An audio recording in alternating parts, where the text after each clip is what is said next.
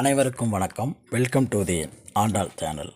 நாம் இன்றைக்கி என்ன பார்க்க போகிறோன்னா, இன்றைக்கி கூர்ம ஜெயந்தியை பற்றி நம்ம பார்க்க போகிறோங்க. ஜூலை 2, 2024, அதாவது இன்றைக்கு கூர்ம ஜெயந்திங்க. விஷ்ணுவின் ஆசீர்வாதங்களை பெறுவதற்கு உகந்த நாளுங்க. அதாவது தமிழ் மாதம் ஆனி 18ஆம் அன்று கூர்ம ஜெயந்தி விஷ்ணுவின் கூர்ம அவதாரத்தின் கொண்டாட்டமாக அனுசரிக்கப்படுதுங்க. இது மங்களகரமான தொடக்கம். அது மட்டும் இல்லாமல் ஆன்மீக வளர்ச்சியையும் இது குறிக்குதுங்க. அனைத்து இந்து பண்டிகைகளிலும் கூர்ம ஜெயந்தி என்பது மகாவிஷ்ணுவின் அவதாரமான ஆமை அவதாரமான கூர்மாவை கொண்டாடும் மிகவும் ஒரு புனிதமான மற்றும் மங்களகரமான பண்டிகைகளில் இதுவும் ஒன்றுங்க. அதுவும் இந்த வருஷம் 2024ஆம் ஆண்டில் கூர்ம ஜெயந்தி ஜூலை 2 செவ்வாய்க்கிழமை, அதுவும் இன்றைக்கி தான் வந்திருக்குதுங்க. நாம் இப்போதைக்கு கூர்ம அவதாரத்தை பற்றி நாம் டீட்டெயிலாக பார்க்கலாங்க. மகாவிஷ்ணுவின் கூர்ம அவதாரம் உணர்த்தும் உண்மைகள். புராண கதை. ஆனி மாத கிருஷ்ணபட்சத்தில், அதாவது தேய்பிறை துவாதசி திதியில் திருமால் கூர்ம அவதாரம் எடுத்ததாக புராணங்கள் கூறுகின்றன. கூர்ம அவதாரம் யாரையும் அழிக்காமல் பல அரிய பொருட்களை தேவர்களுக்கும் மக்களுக்கும் வழங்க துணை நின்ற அரிய அவதாரம். உருவு கண்டு இகழாமல் அதன் பெருமை கண்டு போற்ற வேண்டும் என்பதே கூர்ம அவதாரத்தின் நோக்கங்க. பணிவு கொண்டு மலை சுமந்த கூர்மமூர்த்தி பார்க்கடலில் இருந்து அனைத்தையும் மீட்டு கொடுத்தாருங்க. பார்க்கடலில் பள்ளி கொண்டு இருக்கும் மகாவிஷ்ணு அரக்கர்களை அழிக்க பல்வேறு அவதாரங்களை எடுத்தாருங்க. ஆனால் அவர் எடுத்த கூர்ம அவதாரம் யாரையும் அழிப்பதற்காக அல்ல, மேருமலையை மத்தாக்க கடையும் போது அதை தாங்கி நிற்பதற்காக எடுத்த அவதாரம் ஆகுங்க. ஆனி மாத கிருஷ்ணபட்சத்தில், அதாவது தேய்பிரை துவாதசி திதியில் திருமால் கூர்ம அவதாரம் எடுத்ததா புராணங்கள் சொல்லுதுங்க. பகவான் மகாவிஷ்ணு 10 அவதாரங்களை எடுத்துள்ளாருங்க. அதில் முதலாவதாக அவர் எடுத்த அவதாரம் மச்சாவதாரம். அந்த மச்சாவதாரம் நீரில் வாழும் மீனாக அவதாரம் எடுத்த மகாவிஷ்ணு இரண்டாவதாக நீரிலும் நிலத்திலும் வாழும் ஆமையாக, அதாவது கூர்ம அவதாரமாக அவர் அவதரிச்சாருங்க. பார்க்கடலில் அமிர்தம் பெறுவதற்காக தேவ அசுரர்களுக்கு உதவி செய்தார். அதே மகாவிஷ்ணு தான் அமிர்தம் கிடைக்கவுடன் அதை பகிர்ந்து கொடுப்பதற்காக மோகினியாக அவதரித்தாருங்க. ஆமை அற்புதமான உயிரினம் என்பதை அவர் ஆமையாக அவதரித்தார் என்கின்றன புராணங்கள். வாங்க நம்ம அவதாரத்தின் மகிமையை பற்றி பார்ப்போங்க. தசாவதாரத்தில் 2வது அவதாரம் கூர்ம அவதாரங்க. மகாவிஷ்ணுவின் பிற அவதாரங்கள் யாவும் தீயவர்களை அடிப்பதற்காக எடுக்கப்பட்ட அவதாரங்கள் ஆகுங்க. ஆனால் கூர்ம அவதாரம் யாரையும் அழிக்காமல் பார்க்கடலில் இருந்து பல அரிய பொருட்களை தேவர்களுக்கும் மக்களுக்கும் வழங்குவதற்காக எடுக்கப்பட்ட ஒரு அவதாரங்க. அப்புறம் தேவலோகத்து பெண் ஒருத்தி மகாலட்சுமி கொடுத்த மலர் மாலையை தனது வீணையில் சுற்றி கொண்டு பிரம்மலோகம் வழியாக போனாங்க. அப்பொழுது வழியில் துர்வாச முனிவரை சந்தித்தாங்க. அவரை வணங்கியவள் தன்னிடம் உள்ள மாலையை அவரிடம் கொடுத்தாள்.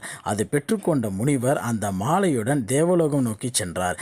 எதிரே தேவேந்திரன் யானை மீது அமர்ந்து வந்து கொண்டிருந்தான். அவனிடம் அந்த மலர் மாலையை கொடுத்தார் முனிவர். தேவேந்திரனோ அந்த மாலையை அலட்சியமாக வாங்கி யானையின் தலையில் வைத்தார். யானையோ தன் துதிக்கையால் அந்த மாலையை எடுத்து கீழே போட்டு காலால் மிதித்தது. தேவர்கள் கோட்டையில் துர்வாசருக்கு கடும் ஆத்திரம் வரவே லட்சுமி தேவியின் பிரசாதத்தை அவமதித்ததால் 3 உலகங்களிலும் லட்சுமி கடாட்சம் அழியட்டும் என சாபம் பெறாருங்க. இந்திரன் பதறி போய் முனிவரின் காலில் விழுந்தான். ஆனால் துர்வாசர் கண்டுகொள்ளவில்லை. லட்சுமி கடாட்சம் இல்லாததால் உலகமே வறுமையில் ஆழ்ந்தது. இதனை அறிந்த அசுரர்கள் தேவேந்திரனின் கோட்டைக்குள் புகுந்து போரிட்டனர். போரில் அசுரர்கள் வீழ்ந்தாலும் அசுர குருவான சுக்கிராச்சாரியரின் சஞ்சீவி மந்திரத்தால் அவர்கள் மீண்டும் மீண்டும் உயிர் பெற்று எழுந்தார்கள். ஆனால் தேவர்களில் இறந்தவர்களை உயிர் பிழைக்க வழியில்லை. இதனால் தேவர்களின் எண்ணிக்கை குறைந்தது. இதனை கண்ட தேவேந்திரன் பிரம்மன் தயவை நாடினான். பிரம்மன் மகாவிஷ்ணுவிடம் தேவேந்திரனை அழைத்துச் சென்றார். அதற்கு விஷ்ணுவோ அமிர்தம் பருகினால் மட்டுமே சாகாவரம் பெற முடியும் என்றார். அதற்கு பார்க்கடலை கடைய வேண்டும் என்று ஆலோசனை வழங்கினார். அசுரர்களை உதவிக்கு அழைத்த தேவர்கள் அவர்களுக்கும் அமிர்தம் தருவதாக கூறினர். வாசுகி பாம்பை கயிறாக்கி மேருமலையை மத்தாக்கி கடைந்தனர். அசுரர்கள் தலைப்பகுதியிலும் தேவர்கள் வால் பகுதியிலும் பிடித்து கொண்டனர். மலை அசையவில்லை. உடனே மகாவிஷ்ணு ஆமையாக உருமாறி கடலுக்கு அடியில் சென்று மலையை தன் முதுகில் சுமந்தார். மகாலட்சுமி அவதாரம். பார்க்கடலில் இருந்து வரியாக பல பொக்கிஷங்கள் வந்தன. அதில் இருந்து பல நல்லவைகள் தேவர்கள் கைப்பற்றி கொண்டனர். மகாலட்சுமி மகாவிஷ்ணுவை மணந்தார். காமதேனு, ஐராவதம், கற்பகம் ஆகிய பல பொருட்கள் தேவர்களிடம் சென்றன. வருணி, சுராதேவி, அழகு மங்கையர்களை அசுரர்கள் கைப்பற்றினர். கடைசியாக அமிர்த கலசம் தாங்கி தன்வந்திரி பகவான் தோன்றினார். 4 கைகளுடன் அவதரித்த இவர் கைகளில் சீந்தில் கொடி, அட்டை பூச்சி, அமிர்த கலசம், கதாயுதம் தரித்திருந்தார். இவர் மருத்துவர்களின் தலைவர் ஆவார். மோகினி அவதாரம். தன்வந்திரி பகவானின் கையில் இருந்த அமிர்தத்தை பெறுவதில் தேவர்களுக்கும் அசுரர்களுக்கும் பலத்த போட்டி ஏற்பட்டது. அமிர்தத்தை அசுரர்கள் பருகினால் நீண்ட ஆயுள் பெற்று தேவர்களை தொடர்ந்து கொடுமைப்படுத்தி விடுவார்கள் என்பதை உணர்ந்து அதை அவர்களுக்கு கிடைக்க விடாமல் செய்ய மோகினி அவதாரம் எடுத்தார் திருமால். சனியின் அம்சம் கூர்ம அவதாரம். பகவானின் தசாவதாரத்தில் கூட நவகிரக அம்சங்கள் உண்டு. ராமன் சூரியனின் அம்சமாகவும், கிருஷ்ணன் சந்திரனின் அம்சமாகவும், வீரம் நிறைந்த நரசிம்மர் அங்காரகனின் அம்சமாகவும், கல்கி புதனின் அம்சமாகவும், வாமனர் குருவின் அம்சமாகவும், பரசுராமர் சுக்கிரனின் அம்சமாகவும், கூர்மம் சனியின் அம்சமாகவும், வராகம் ராகுவின் அம்சமாகவும், மச்சம் கேதுவின் அம்சமாகவும் வேத சாஸ்திரங்களிலும் புராணங்களிலும் கூறப்படுகிறது. இந்த வரிசையில் சனிக்குரியவராக கருதப்படுபவர் இன்றைய ஜெயந்தி காலம் கூர்ம அவதாரமூர்த்தி. மற்ற அவதாரங்கள் எல்லாம் தீயவர்களை அழித்து எடுக்கப்பட்ட அவதாரங்கள். ஆனால் கூர்ம அவதாரம் யாரையும் அழிக்காமல் பல அரிய பொருட்களை தேவர்களுக்கும் மக்களுக்கும் வழங்கி துணை நின்ற அவதாரம் ஆகும். அப்புறம் நம்ம கூர்ம அவதாரத்தோட ஆலயங்களை பற்றி நம்ம பார்ப்போங்க.